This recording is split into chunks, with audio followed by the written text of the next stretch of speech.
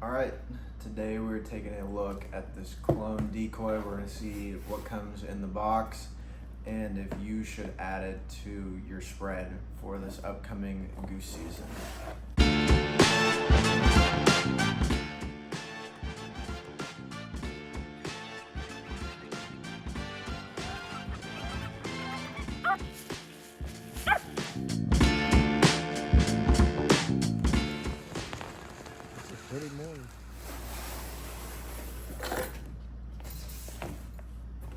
Alright, so there's nothing else in the box.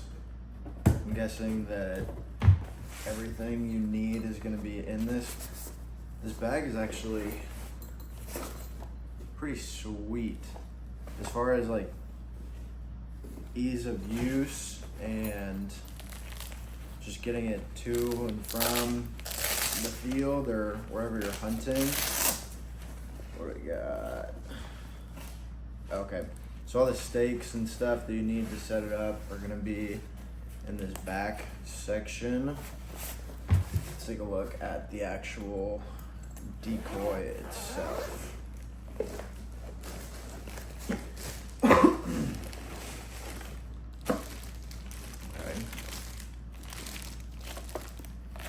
Nice. Set that there. So that's going to be your remote. What's it say on there?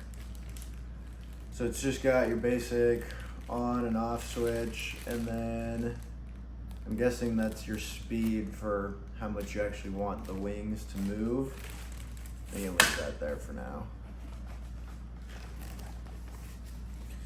The wings itself, they're probably fine. It's kind of got a rough, almost leather feel to it. It's definitely not. And then it's just kind of flexible, can bend up here. I'm guessing that's what actually goes in, and then those kind of clip on top. Let's see. There's your other way. As far as design on the wings go, it's not bad. It looks pretty good, but I don't honestly think the looks will really matter all that much. What else? We got instructions on here on how to use it, how to set it up. Yeah, nothing too crazy. What else? And then, okay, it's the actual cables itself. So this one's brand new, but I've ran a lot of these in the past. Luckily, my buddy had one, so we've used it quite a bit, but it's pretty basic. This just plugs into the bottom, and then you just run this to any car battery. They're pretty easy to hide in a field. What we'd always do is set it up, hook it to the battery, and then just take a goose shell and actually put it over top of the battery. It probably doesn't matter all that much, but that's what we did. All right, let's take a closer look at the decoy itself. At the end of the video, I'll put a bunch of high quality pictures so you guys can see how it looks up close. Honestly, the paint scheme isn't bad on it. I don't know what's up with this foam piece underneath. It's kind of nice. It's got a little tether. I don't know if you would actually ever use that for carrying it, since they give you the bag with everything you need. It's pretty sweet that they did that. I just did a review earlier today on a duck decoy. What is it? The Flashback 2. And they send it to you in a burlap bag. Like you can't use that bag for anything. It's strictly just for looks. So I can appreciate that they actually sent you a nice bag. So it's not flocked or anything. The biggest kind of surprise, I know a lot of guys have used the Lucky Duck flappers in the past, and those things are huge. Like, it would not fit on this table. This thing is kind of tiny. It almost is more similar to like a Mojo flapper in size, but the paint scheme looks pretty good. Nothing too crazy. I like the detail that they did put into it. I'm pretty sure this is just for the consumer because the geese will never see this, but it's pretty cool that they have the feet down here in the actual body itself. Nothing too crazy. Yeah, I don't know what this foam piece is for, and then I'm guessing this is just the antenna pointed towards wherever you're set up so you can actually control the decoy itself. But it's pretty lifelike. It's small, but it works. The wings itself are not giant either. Let's throw these on and see how it looks. Maybe. There we go. So I guess these little pins are just going to, there's these little holes back here. So it's got an elastic band in there. Okay. That was fairly easy. Let's see how this side goes. So that goes in there. This slides up top like that.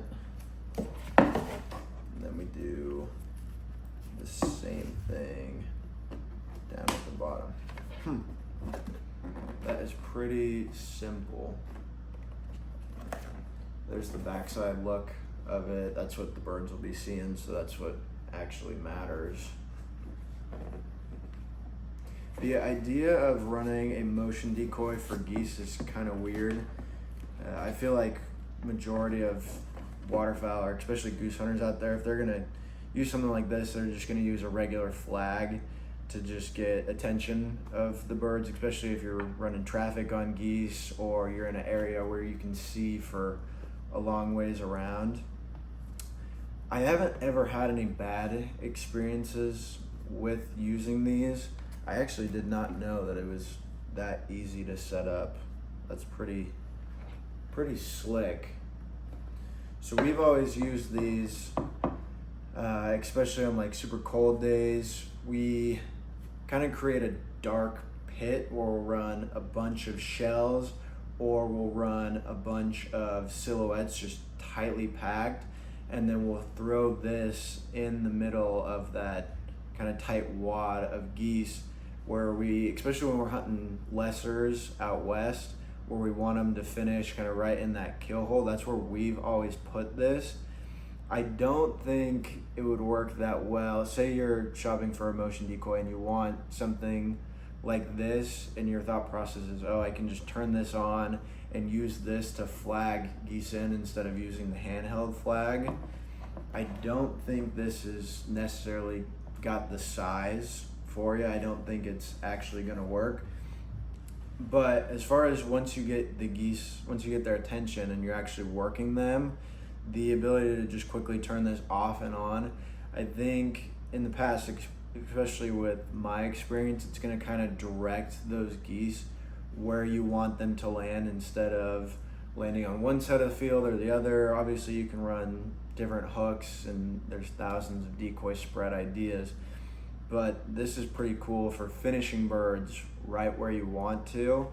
And it's one of those things where I think it would be worth at least trying out. You know, there's lots of tips and tricks and everybody's got a million different things that they can do, but I think this one, it's a cool point of conversation for when you're just hanging out with your buddies, and I think it would be worth it to kind of test it out and play around with it. Now obviously these have been around for a while, but I don't know of that many people that actually use them a lot. I'm sure there are, but I think for the price, I think it would help you kill some geese. It's worked really well in my past experience out west.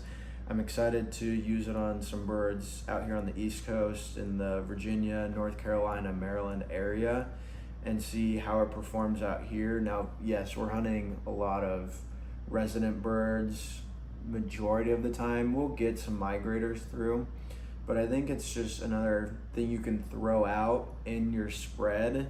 And say you use it on the first fluke, you use it on the first few flocks of birds, wow, and they're not loving it, it's super easy to just turn off, and you can leave it out there in the spread, and it's not going to be flaring birds. It's not going to hurt you in a way, but I think majority of you guys, if you got this and threw it out, especially as an area to direct traffic on where you want these birds to finish at and land, I think you'd be quite surprised.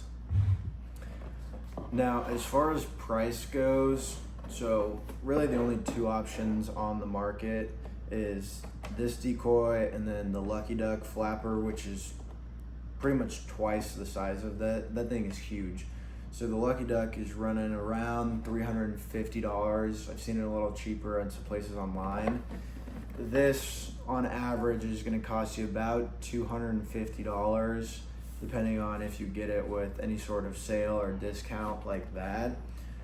For the money, I used to work at a retail store out in Colorado, and we had a lot of those Lucky Duck flappers coming back, or people would say that they would just flare birds, and it was weird.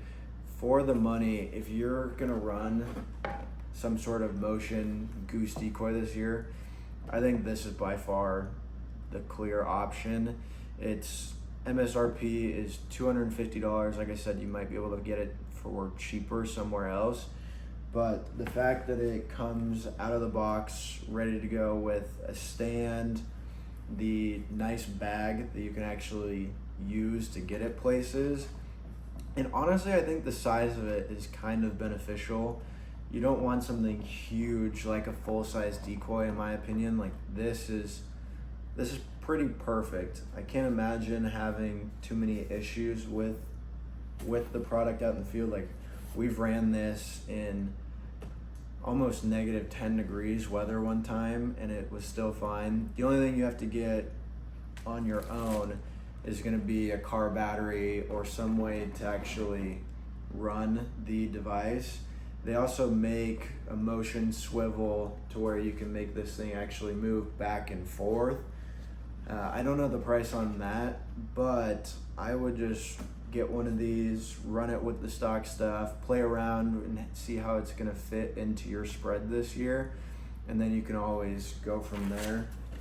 As always, thank you guys for watching. Here are some of the high definition photos for you guys to see it up in close, and stay tuned for the next one.